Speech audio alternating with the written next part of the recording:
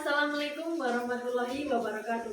Perkenalkan, nama saya Laura Bukti Kumala Putri dari kelas 10 BDP 1. Ingin mempresentasikan yaitu bab 7, studi kelayakan bisnis. Poin A yaitu analisis kelayakan bisnis.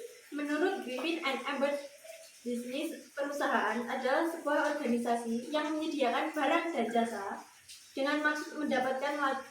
Kegiatan bisnis merupakan aktivitas yang menyediakan barang dan jasa yang diperlukan atau diinginkan oleh konsumen. Jadi, dapat disimpulkan bahwa studi kelayakan usaha adalah suatu kegiatan yang mempelajari secara mendalam tentang suatu kegiatan usaha atau bisnis yang akan dijalankan dalam rangka menentukan layak atau tidaknya usaha tersebut. Poin B yaitu 1.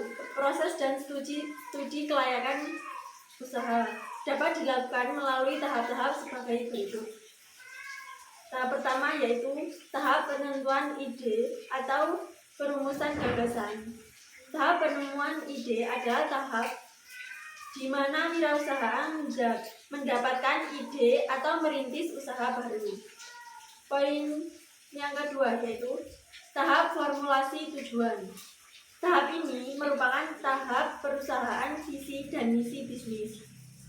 Seperti visi dan misi bisnis yang hendak dicapai setelah bisnis tersebut diidentifikasi, misalnya untuk menciptakan barang dan jasa yang diperlukan masyarakat sepanjang waktu.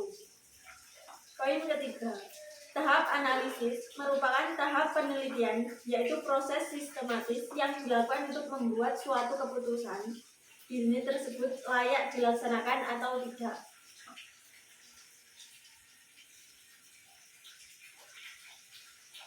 Poin kedua yaitu aspek-aspek pada tahap analisis. Adapun aspek-aspek yang harus diamati dan dicermati dalam tahap analisis. Hal itu yaitu ada aspek produk, menilai seluruh tampilan produk yang akan dikembangkan. Kedua, aspek pasar mencangkup produk yang akan dipasarkan, peluang, permintaan dan penawaran, harga, segmentasi pasar, sasaran, ukuran, perkembangan, dan struktur pasar serta strategi bersaing. Ketiga, aspek teknis, produksi atau operasi, meliputi lokasi, gedung bangunan, mesin dan peralatan, bahan baku dan bahan penolong, tenaga kerja, metode produksi, lokasi, dan tata letak pabrik. Keempat, aspek manajemen atau pengelolaan, meliputi organisasi, aspek pengelolaan tenaga kerja, kepemilikan, yuridis, lingkungan, dan sebagainya. Kelima, aspek yuridis dan lingkungan. Aspek ini perlu dianalisis sebab perusahaan harus mendapatkan pengakuan dari berbagai pihak. Keenam, aspek finansial atau keuangan, meliputi sumber dana atau penggunanya, proyeksi biaya, pendapatan, keuntungan, dan arus kas.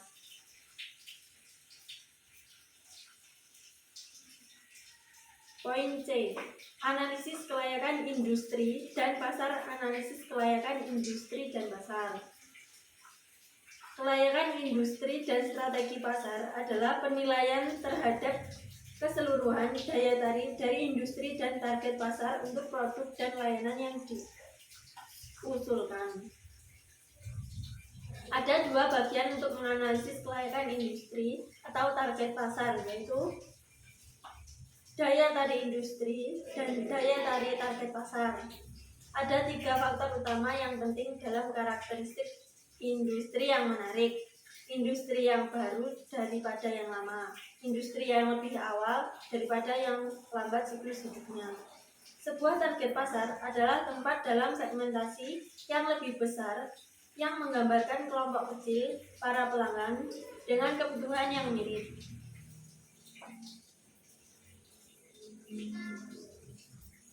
Terdapat tiga aspek yang dikaji, yaitu daya tarik industri, ketepatan waktu pasar, dan identifikasi keruk pasar, Barger dan Ireland. Secara umum, pasar yang menarik memiliki karakteristik sebagai berikut. 1. Besar dan sedang tumbuh. 2. Penting bagi pelanggan. 3. Industri yang relatif masih muda daripada sudah tua atau matang. 4.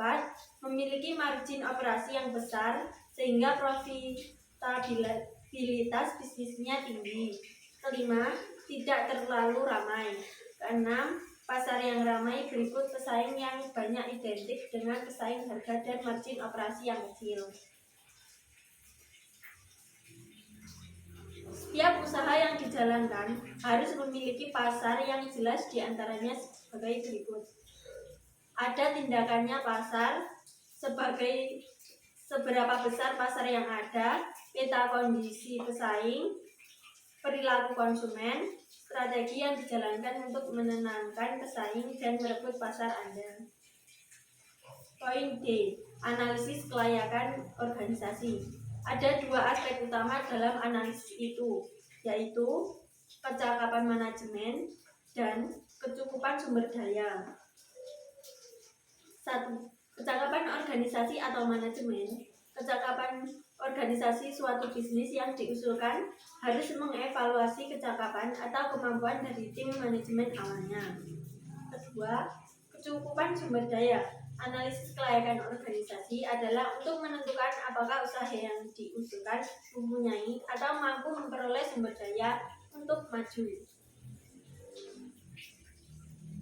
Poin E. Analisis kelayakan keuangan. Analisis kelayakan keuangan adalah bagian dari terakhir keseluruhan analisis kelayakan.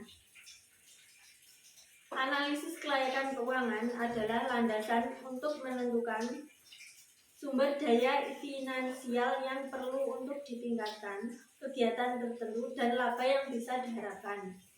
1. Aspek uang yang dibutuhkan untuk memulai bisnis. Kedua, aspek kinerja keuangan dari bisnis serupa untuk melakukan estimasi kinerja bisnis yang akan dimulai. Ketiga, aspek daya tarik keuangan secara menyeluruh dari bisnis yang akan dikembangkan. Pendekatan analisis bagi masalah ini dipusatkan pada 4 langkah dasar berikut. 1. Penentuan kebutuhan finansial total dengan dana-dana yang diperlukan untuk operasional. Kedua, penentuan sumber daya finansial yang tersedia serta biaya-biaya. Ketiga, penentuan aliran kas di masa depan yang bisa diharapkan. Keempat, penentuan pengembalian yang diharapkan melalui analisa pengembalian dari investasi.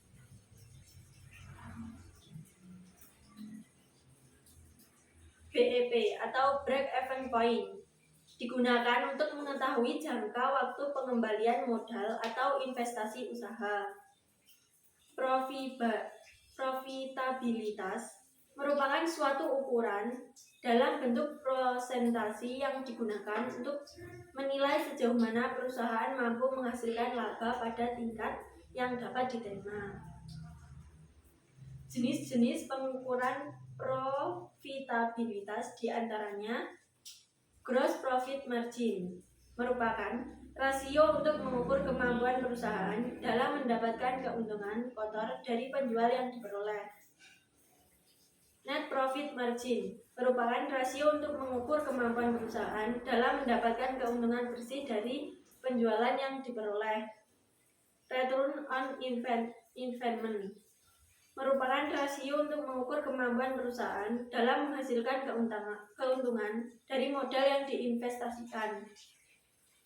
Return on equity merupakan rasio yang menunjukkan kemampuan perusahaan dalam menghasilkan laba bersih dengan menggunakan modal sendiri dan menghasilkan laba bersih yang tersedia bagi pemilik atau investor.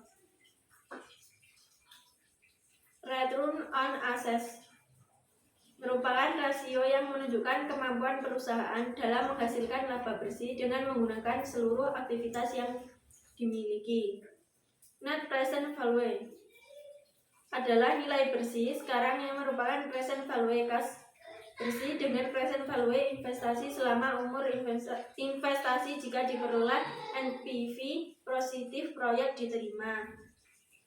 Internal rate of return merupakan indikator tingkat efisiensi suatu investasi dengan membandingkan laju pengembalian dengan laju pengembalian investasi jenis lain, misalnya deposito bank. Sekian presentasi dari saya. Mohon maaf jika ada salah kata. Akhir kata, wassalamualaikum warahmatullahi wabarakatuh.